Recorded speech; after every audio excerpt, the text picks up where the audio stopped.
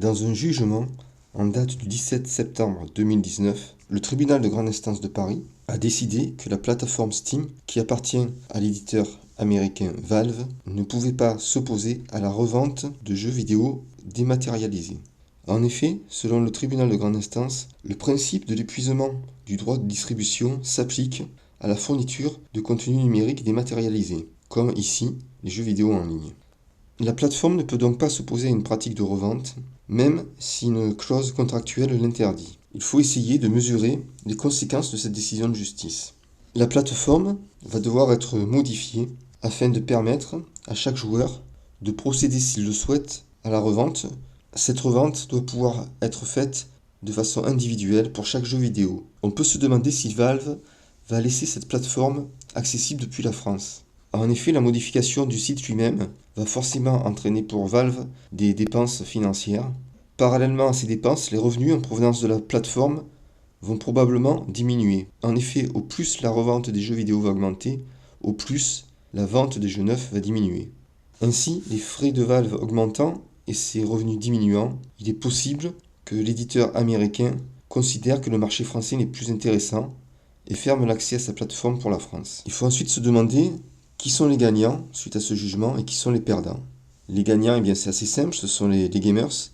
Ils vont pouvoir revendre des jeux ou, au contraire, en acheter d'occasion pour un prix inférieur à un jeu neuf. Les perdants, c'est l'éditeur de la plateforme, dont les revenus vont diminuer mais les frais vont augmenter. Et il y a aussi d'autres perdants auxquels on ne pense pas nécessairement. Ce sont tous les créateurs de jeux vidéo qui vendent ceci à travers Valve.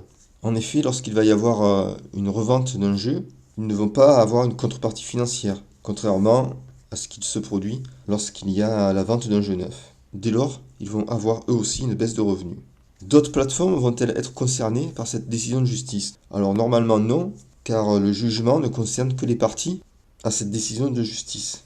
De plus, ce jugement n'a pas une autorité importante, ce n'est pas comme un arrêt de la Cour de cassation. Et d'ailleurs, même un arrêt de la Cour de cassation n'a en lui-même pas une portée de règlement. Il ne concerne que les parties à cet arrêt. Toutefois, les éditeurs de ces plateformes peuvent envisager le risque d'une contagion, le risque que dans le futur, des décisions de justice allant dans un sens similaire interviennent et que cette fois-ci, ils soient partie à ces dossiers. Or, il se trouve que l'UFC Que Choisir, qui est à l'initiative du jugement qui est intervenu, a déjà annoncé qu'elle allait introduire d'autres actions en justice concernant d'autres plateformes. Pour les éditeurs, le risque est encore plus élevé si le tribunal compétent est encore le tribunal de grande instance de Paris, car il serait logique qu'il rende une décision allant dans le même sens que sa décision du 17 septembre 2019.